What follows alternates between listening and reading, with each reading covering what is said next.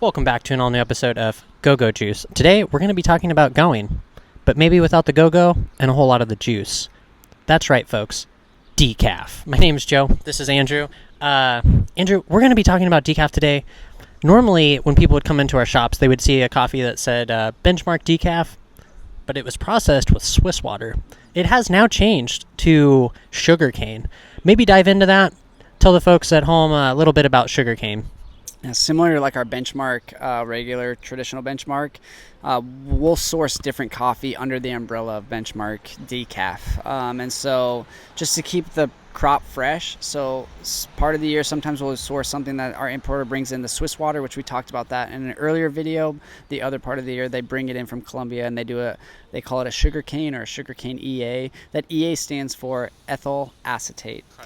And that is the type of processing they're using. So they're creating that acetate out of sugarcane molasses. So there's a processing plant, and once again, decaffeination process is all done at the processing plant. And so when they create this acetate, they're breaking down essentially a sugarcane molasses, and they're doing a direct process with the coffee. So they'll put the green coffee that's been picked, they'll put it in a vat or some sort of container, and then they will use that acetate to extract all that caffeine out.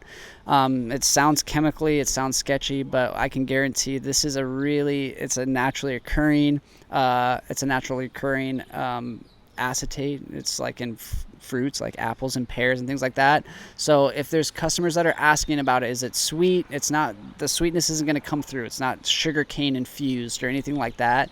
It's just an acetate that draws the coffee caffeination out of the coffee and leaves all the good stuff like the flavor and the components and things like that. And that's what I wanted you to touch on. What's that roasting team getting out of this coffee? Yeah.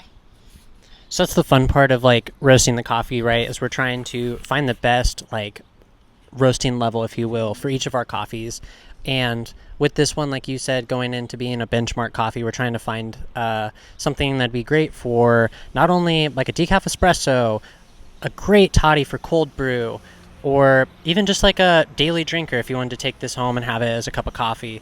So with this one, we have a really nice medium roast profile for it, and note wise we're kind of getting this really nice Grammy and chocolatiness in the body of it with a nice citrus finish. And I feel like some of the citrusness is kind of peeking through the entire time, but it is a really solid cup of coffee. So if you're someone who wants to drink coffee all day, but maybe you're caffeine sensitive or you just can't handle caffeine after a certain hour because you like sleep, this is a great coffee to transition over to have at your house. It's a great coffee.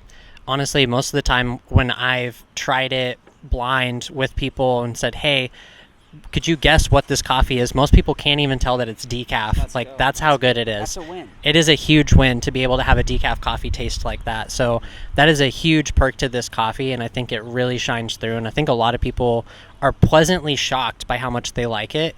And that's why I love that we have it on our lineup. Absolutely. But that is actually, unfortunately, all the time we have for going and juicing. But today we're closing out on this episode of Go-Go Juice. Joe, Andrew, we will catch you on the next time with more caffeine.